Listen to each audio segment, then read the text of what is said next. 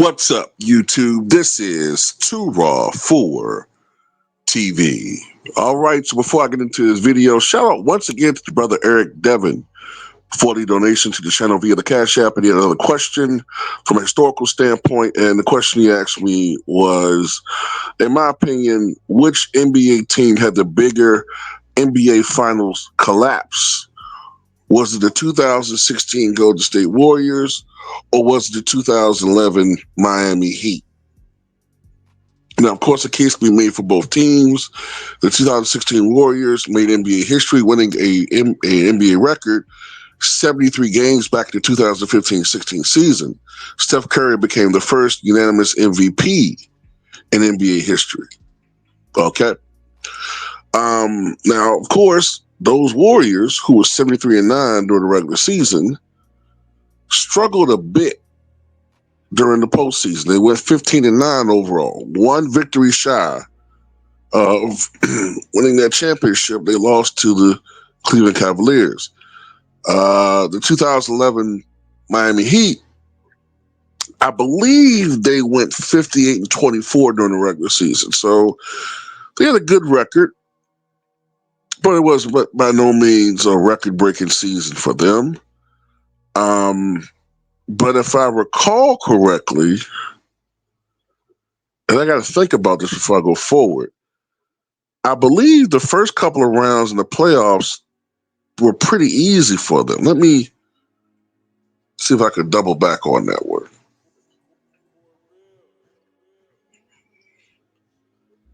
Give me 1 second here.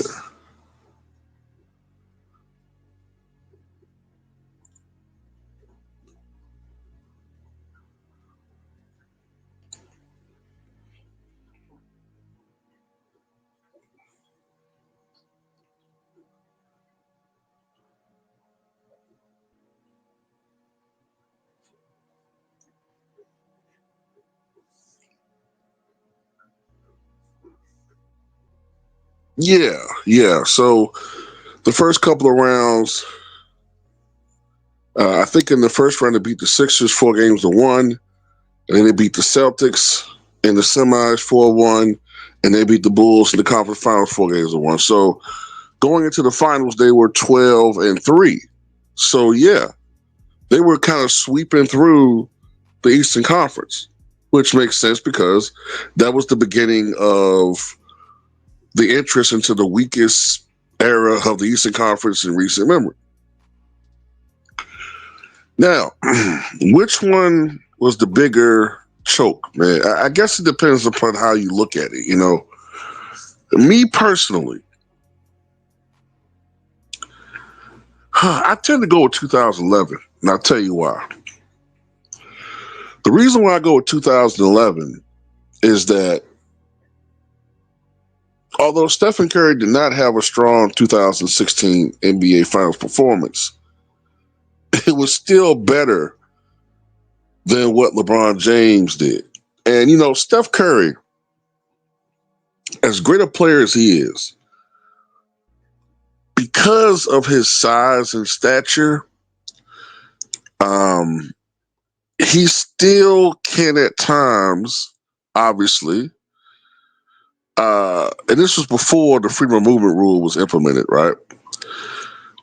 Steph Curry, especially in that era, in that time period, could be affected by physicality. Okay. And I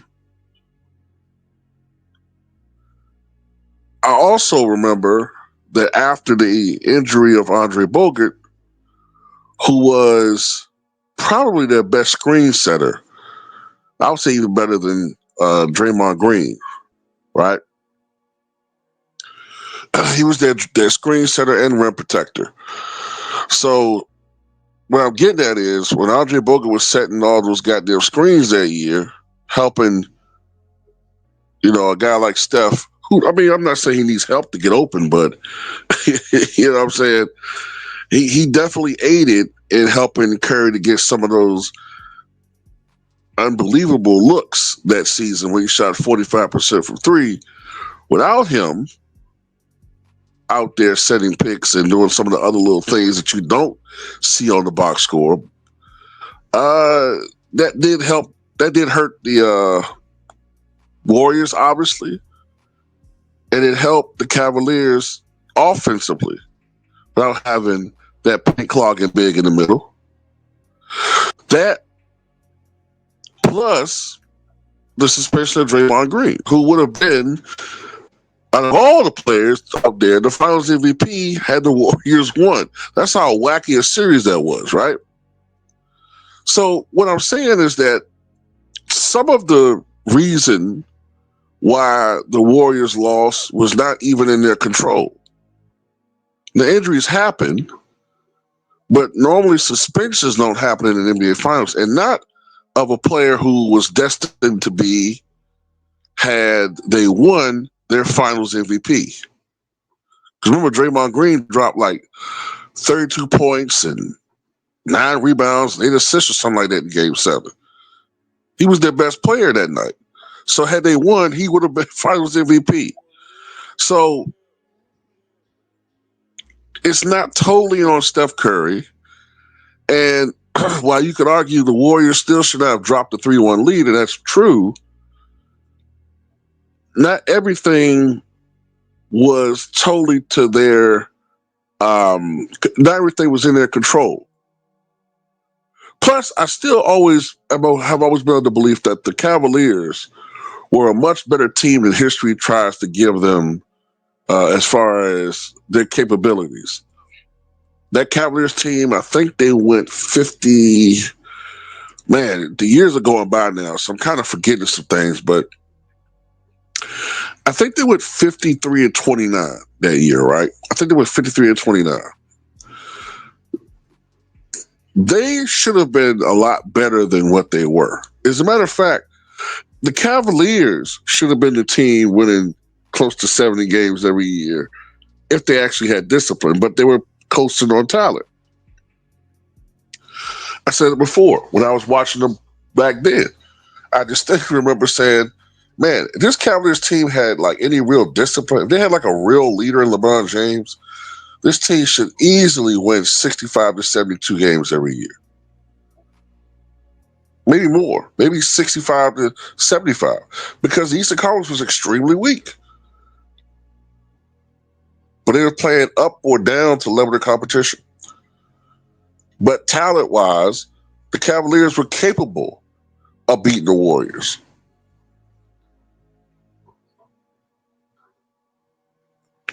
And one of the reasons why the Warriors were down, one of the reasons why the Cavaliers were down in that series early was because LeBron James and uneven play the first 3 or 4 games of that series. Then he took off from Game 5 onward. Not to mention the fact, another thing people forget is that Harrison Barnes forgot how to shoot a basketball after Game 4. But I digress. I got to go to 2011 Miami Heat, man, because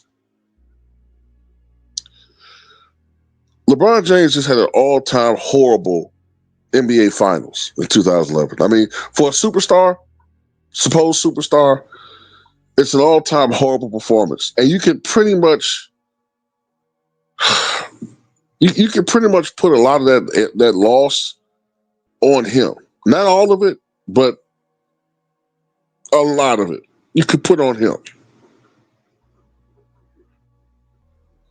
I mean, it's stunning how poorly he played that NBA Finals. So much so that LeBron James, who was starting to become in some discussions as one of the top 2-3 players in the league, whatever, it got to a point where after that NBA Finals performance or lack of performance, that LeBron James had to prove himself over. I just think, remember this, he had to prove that he belonged in that category, that realm with Kobe and all those other guys.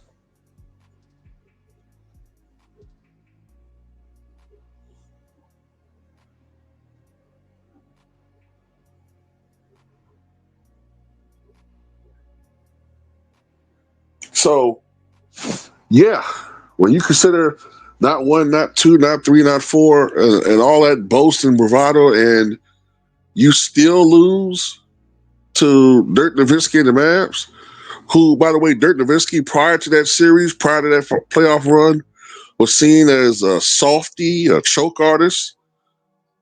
Man. Yeah, I gotta go 2011 Miami Heat, man.